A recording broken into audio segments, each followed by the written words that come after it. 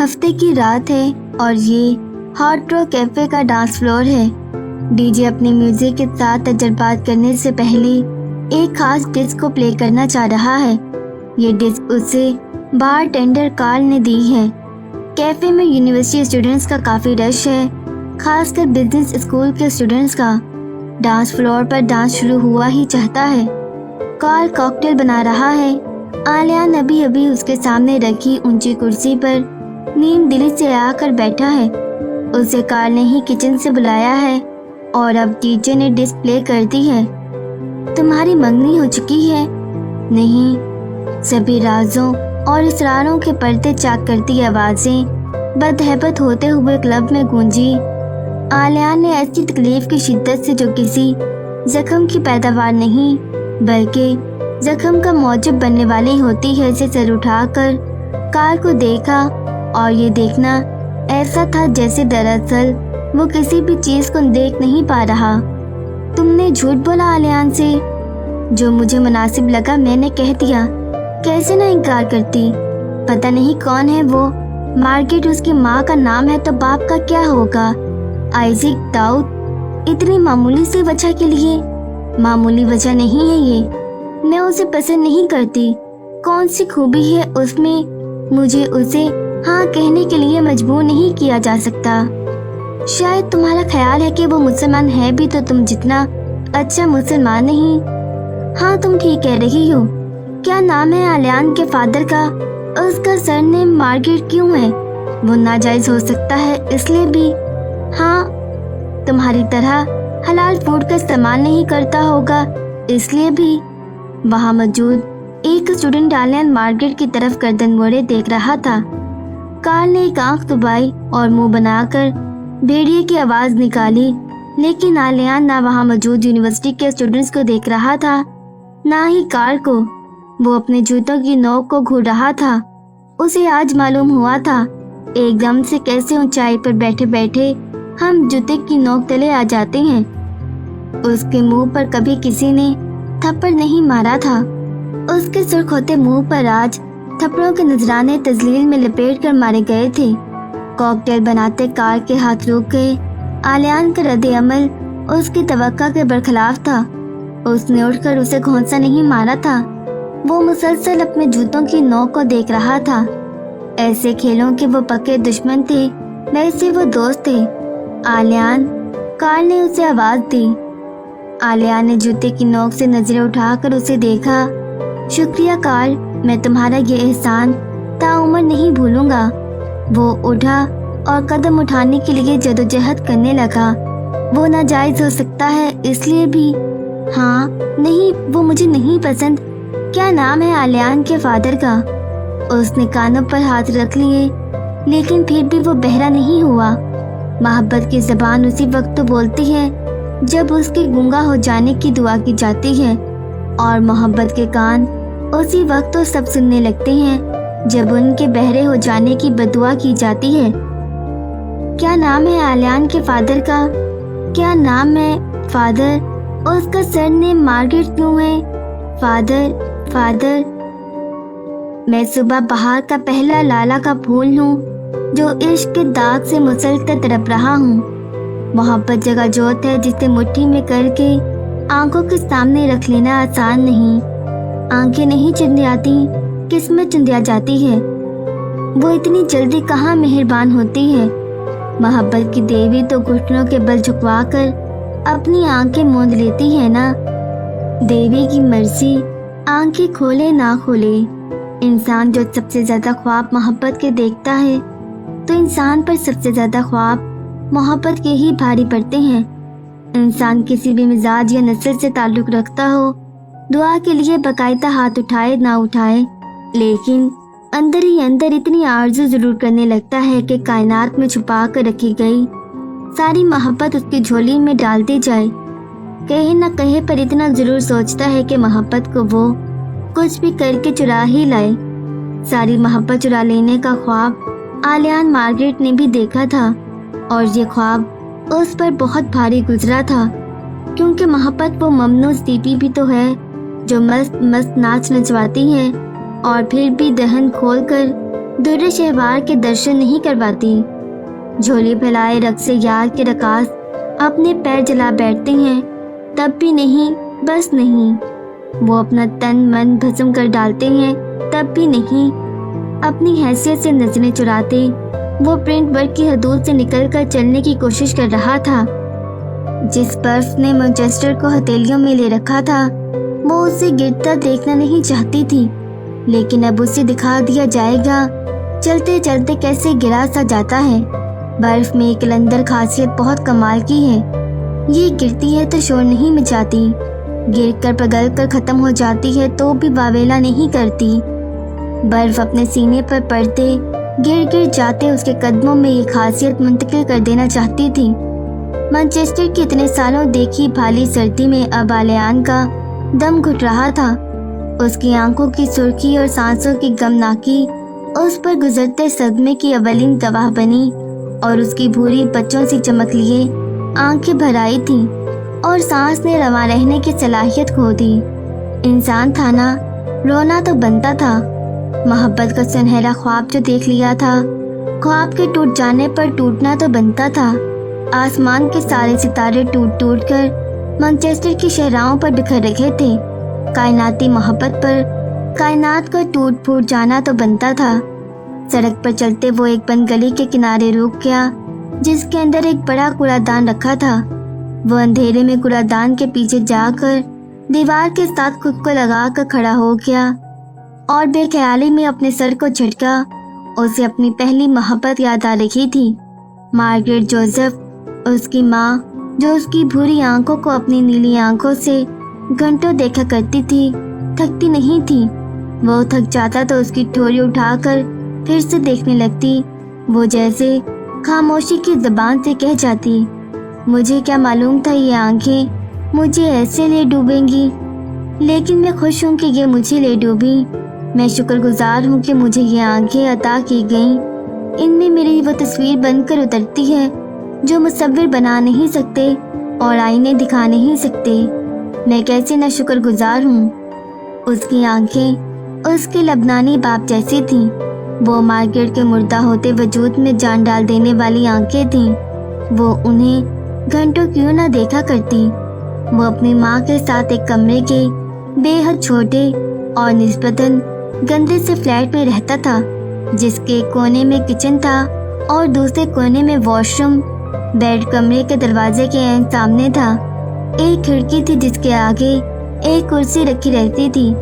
اس کرسی پر کھڑے ہو کر آلیان کھڑکی سے سر ٹکا کر اپنی ماں کی راہ دیکھا کرتا تھا۔ مارگریٹ کے انتظار میں اس نے اپنی آنکھوں کو بہت تھکایا تھا۔ کمرے میں کچن اور واش روم کی بو ہمہ وقت رچی رہتی تھی، لیکن یہ فلیٹ اس وقت مہک اٹھتا جب مارگریٹ آ کر اسے اپنی باہوں میں بھر لیتی۔ مارگریٹ ایک ہسپتال میں صفائی پر مامور تھی۔ اس کے جسم سے کئی طرح کے کیمیکل کی بو آتی، مگر یہ بو آلیان کے لیے دنیا کی بہترین خوشبوؤں سے بڑھ کر تھی۔ وہ صرف اس کی ماں نہیں تھی، اس کا سب کچھ تھی۔ مارگریٹ جوزف مسکرانے کی کوشش کیا کرتی تھی، لیکن وہ ایک بری اداکارہ تھی۔ اس نے زندگی کو زندہ دلی، ہمت اور جواں مردی سے گزارنے کے کچھ اقوال رٹ رکھے تھے۔ وہ انہیں ہر روز دہراتی اور مسکرانے کی بھدی اداکاری کرتی، اپنے کام پر چلی جاتی، مسکرا کر گھر کا دروازہ بند کرتی، کھولتی، دن کرتی، رات کرتی، روز کی بس یہی اداکاری۔ زندگی اقوال پر کامیاب ضرور کی جا سکتی ہے، خوش طالع نہیں۔ ایسی زندگی کو سیاہی سے تو بچایا جا سکتا ہے، لیکن سترنگی نہیں رنگا جا سکتا۔ یہ دھنک جلی تو ہو سکتی ہے، دھنک ڈھلی نہیں۔ پھر تو یہ اس زمزے کی صورت اختیار کر لیتی ہے جو دل کے کانوں کے پردے پھاڑ ڈالتی ہے۔ ایسی زندگی زندگی تو نہیں ہوتی، کیونکہ وجود میں دھڑا لوتھڑا چت ہو جاتا ہے۔ یہ لوتھڑا جو دل ہے اور جس دھوکے باز بزدل کا کوئی علاج نہیں، یہ غداری کرتا ہے اور اس سے غداری پر اسے موت کی سزا ملتی ہے۔ تو مارگریٹ اقبال پر زندگی گزارنے کی کوشش کرتی رہی اور لحاف میں منہ دیکھ کر روتی رہی، کیونکہ اس نے زندگی کی ایک فاش غلطی کر ڈالی تھی۔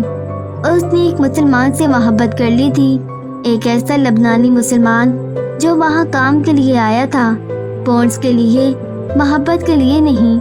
وہ اس روایت کا پاسدار تھا کہ سفر کے دوران گاڑی کے نئے اور انوکھے اسٹیشنوں پر رک جانے کو دل پر نہیں لینا چاہیے۔ سفر میں اسٹیشن تو آتے ہی رہتے ہیں، تو کیا سفر کو ہی روک دیا جائے؟ وہ سمجھدار تھا، اس نے سفر کو نہیں روکا۔ نیلی آنکھوں، پری چہروں سے تو دنیا بھری پڑی ہے، کس چیز کی کمی ہے اس جہان میں؟ پھر ایک انسان کے لیے زندگی تباہ کر لینا کہاں کی روایت ہے؟ اس کی 6 سالہ زندگی اپنی ماں کی دبی دبی سسکیاں سنتے گزری۔ وہ سمجھتی تھی وہ سو رہا ہے، پر ایسی آہوں کے سائے تلے سو جانا گناہ کے مترادف ہوتا۔ وہ دن بھر کام کرتی، رات بھر روتی، ایسی حالت میں وہ زیادہ دیر تک زندہ کیسے رہتی؟ کیوں کر زندہ رہتی؟ جو انسان کچن میں کام کرتا، بیڈ پر لیٹا، کھڑکی میں کھڑا، ہر حالت میں صرف انتظار کے مجسمے میں خود کو ڈھالتا چلا جائے، وہ زندہ رہ کر زندہ کیسے ہو سکتا ہے بھلا؟ ایسے انسان کو تو جلد مر جانا چاہیے، جس کا لوتھڑا دل خون بنانے کے بجائے خون اگلنے لگے۔ ایسے لوتھڑے کے مالک کو جلد ہی مر جانا چاہیے۔ وہ پہلی تکلیف، وہ یاد جو اعلان سے جدا ہونے کے لیے کبھی تیار نہیں ہوتی تھی، کچھ یوں تھی کہ کمرے کی واحد کھڑکی کے آگے رکھی کرسی پر کھڑا وہ نیچے جھانک کر اپنی ماں کو تلاش کر رہا ہے۔ نیچے ایک مصروف سڑک تھی جس پر چھوٹی چھوٹی کئی دکانیں اور اسٹور واقع تھے۔ مارگریٹ تھکی تھکی اس سڑک پر چلتی اسے نظر آ گئی۔ وہ اندر آئی اور بیڈ پر بیٹھ کر اسے دیکھنے لگی، پھر چل کر اس کے پاس آئی اور وہی اپنی اداکارانہ مسکراہٹ سے اسے دیکھا اور اس کا ہاتھ پکڑ لیا اور کرسی کے پاس گھٹنوں کے بل بیٹھ گئی۔ تم بہادر ہو نا؟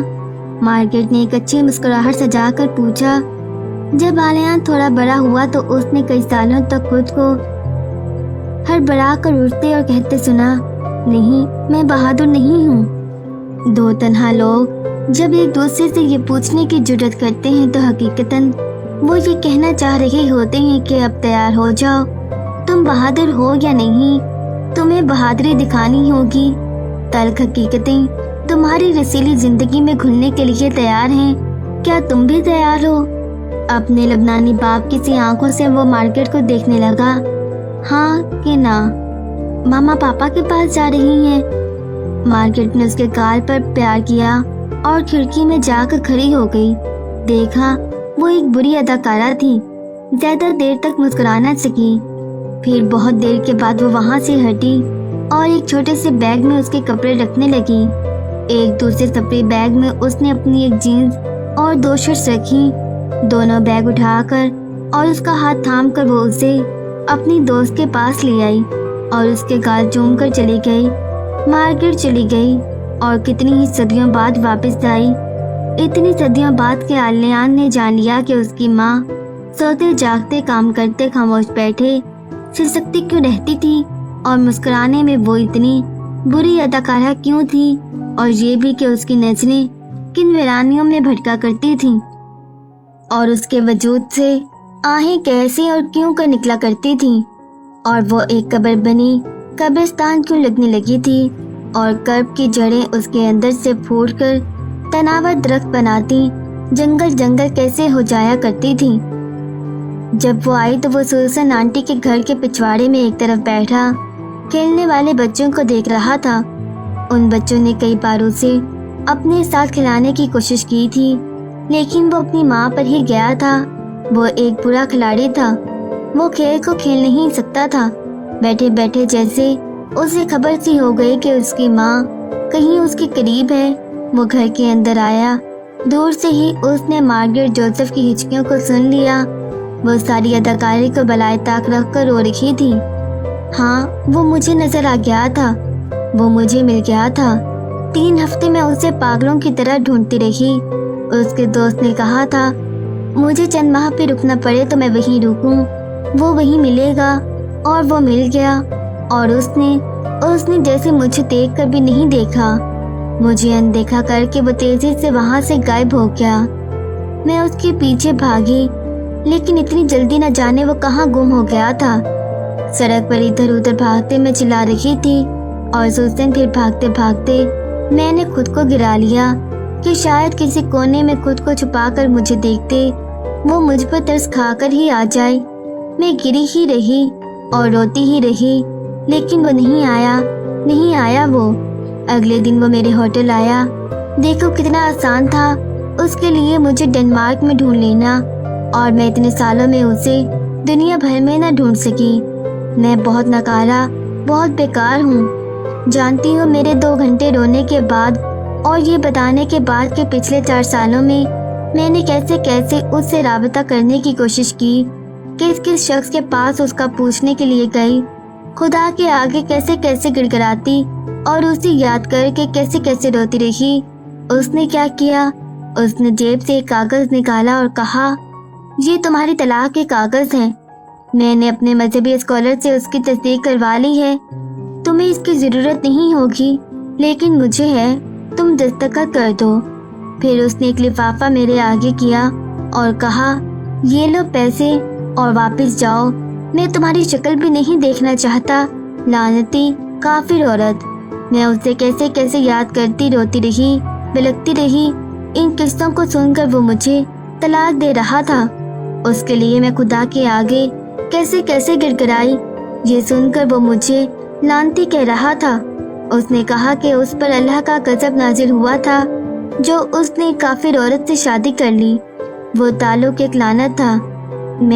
सूसन, उसने कहा, मैं एक लानत हूँ। खुदा ने मुझे भी बनाया है और उसे भी। क्या खुदा लानतें बनाता है? क्या खुदा ऐसा नाइंसाफ है कि एक को उस जैसे इंसान बनाता है और एक को मुझ जैसा? उसने कहा, मैं एक काफिर औरत हूँ। वो काफिर किसे कहता था? खुदा को ना मानने वाले को, खुदा को छोड़ देने वाले को। और एक इंसान को ना मानने वाले को क्या कहता है वो? बीवी को बेआसरा छोड़ देने वाले को किस नाम से याद करना चाहेगा वो? मैंने उससे पूछा। उसने मुझे गालियाँ दी, मेरे मरहूम वालिदैन पर इल्ज़ाम लगाया कि मैं उनकी हराम की पैदावार हूँ। मैं सरतापा हराम हूँ। मेरी रगों में नाजायज़ और गंदा खून है। मैं और मेरे आबा अजदाद शराब पीते रहे हैं और मेरे वालिदैन को शादी की क्या ज़रूरत रही होगी। मैं एक गंदे गलीज मगरबी मुआशरे की पैदावार कैसे कैसे गुल नहीं खिला चुकी होंगी। वो गालियाँ देता रहा और मुझे बताता रहा कि मैं क्या क्या हूँ। वो मुझे जिता रहा था कि मुझे छोड़ाने की असल वजूहात क्या थी। वो मेरा काफिर होना था, गैर मजहब होना था। फिर उसने मेरे खुदा को गालियाँ देनी शुरू की। वो मुझे बताने लगा कि दरअसल किसका मजहब सच्चा है।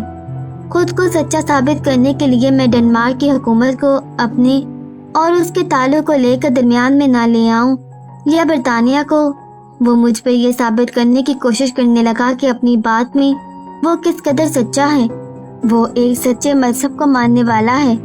मैंने उससे कहा कि अगर उसका मजहब इतना ही सच्चा है, अच्छा है, तो ऐसे सच्चे मजहब के किस हुक्म के तहत वो मेरे साथ बुरा कर रहा है? सूजन, मजहब किसका सच्चा है उसके लिए तो आपको खुद को सच्चा होना पड़ता है ना। पहले तो खुद को मुकम्मल करना पड़ता है। कौन सा मजहब है जो ये सब करने की तालीम देता है जो वो मेरे साथ कर रहा था? उसने कहा, वो भटक गया था, वो मेरे जाल में आ गया था। मैंने अपनी खूबसूरती का इस्तेमाल किया, उसे फांसा, उसे वर्गलाया। भटक तो मैं गई थी, फंस तो मैं गई थी उसकी मोहब्बत के जाल में। मैं कितनी खूबसूरत हूँ इसका एहसास तो उसने मुझे दिलाया था। वो तो कहा करता था खुदा अपने शहकारों में मुझे भी शुमार करता होगा, और वो कहा करता था खुदा की मेहरबानी उसने ज़मीन वालों के नसीब में उस शाहकार की रहनुमाई की। मुझे शाहकार तो उसने बनाया था, फिर उसने मुझे लानत क्यों बना डाला? मैं जिंदा रहना नहीं चाहती। कोई लानत के तोक के साथ कैसे जिंदा रह सकता है जबकि उससे पहले शाहकार के रुतबे पर फाइज कर दिया गया हो? जिसे खूब कह दिया जाए उसे गलीज कैसे कहा जा सकता है? मेरा तो सब चला गया ना, उसका क्या गया? वो तो बेशकीमत लिबास में मलबूस पहले से कहीं ज्यादा खूबसूरत मेरे सामने तन कर खड़ा था। झुकी हुई तो मैं थी उसके आगे, गिड़गिड़ा तो मैं रही थी। भला बताओ, जो नफा में रहते हैं वो मेरी तरह झुक कर गिड़गिड़ाते हैं, ऐसे ख्वार होते हैं। हसारे में कौन रहा?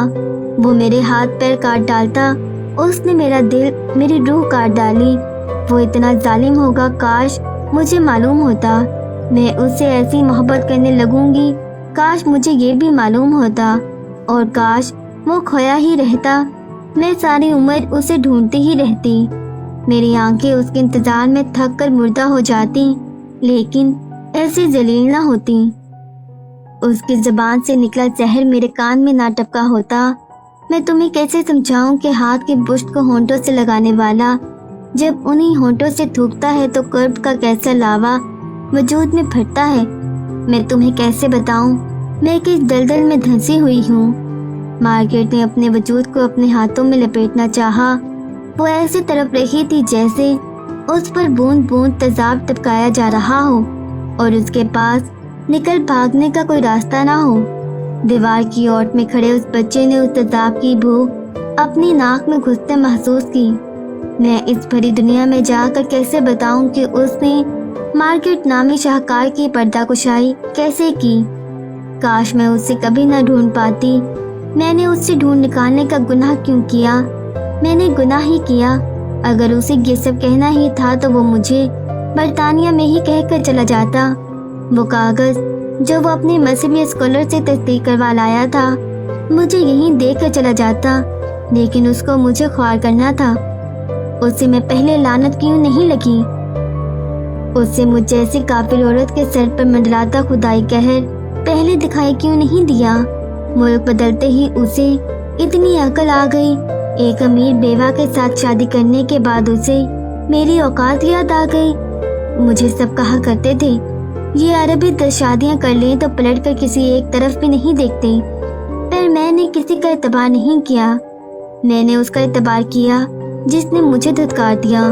اس نے تو مجھ سے پونڈز کے لیے، گرین کارڈ کے لیے بھی شادی نہیں کی تھی۔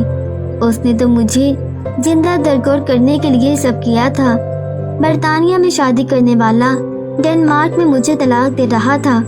مجھے میرے والدین کی، میرے مذہب کی غلاظت کے بارے میں بتا رہا تھا۔ اس نے ایک بار بھی میری آنکھوں سے گرتے آنسوؤں کو نہ دیکھا۔ اسے یہ پرواہ بھی نہیں تھی کہ میں اس کے قدموں میں گر جاتی ہوں۔ میں کیسے اس کے بغیر قرب میں مبتلا رہی، جان کر بھی اس نے ہمدردی سے بھی میری طرف نہ دیکھا۔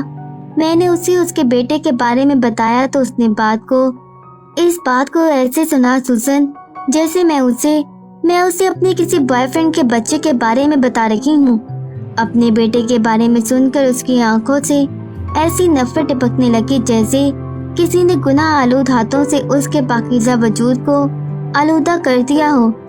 میرا بیٹا گناہ تھا اس کے لیے، صرف ایک میں ہی نہیں۔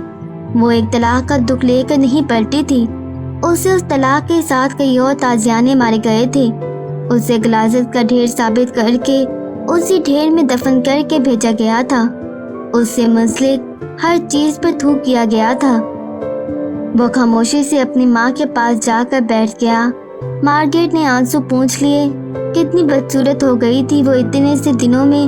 اس کے کپڑے گندے اور بدبودار تھے۔ اس کے وجود سے ایسی بسانت اٹھتی تھی جیسے کچا گوشت دھیمی آنچ پر جل رہا ہو۔ مارگریٹ کے پیٹ کے ساتھ لگے اس کا دم گھٹنے لگا۔ امر جل کی دھارا زہر آب تھی۔ زہر زحاب نے اپنا دہن اس کے وجود میں کھول دیا تھا۔ اس میں سے بسانت کیوں نہ آتی؟ اور پھر اس دن کے بعد سے اس نے اسے یہ کہنا چھوڑ دیا، کرسمس کی ان چھٹیوں میں ہم ہل جائیں گے۔ سچ؟ ہاں، بس تمہارے پاپا آ جائیں۔ وہ کب آئیں گے؟ شاید ابھی، آج رات، ورنہ کل صبح۔ میں نے انہیں خط لکھے ہیں، فون بھی کیے ہیں۔ وہ گندے ہیں، وہ نہیں آتے۔ وہ اچھے ہیں، وہ آ جائیں گے۔ وہ اتنا اچھا تھا کہ ایک بار بھی نہیں آیا تھا۔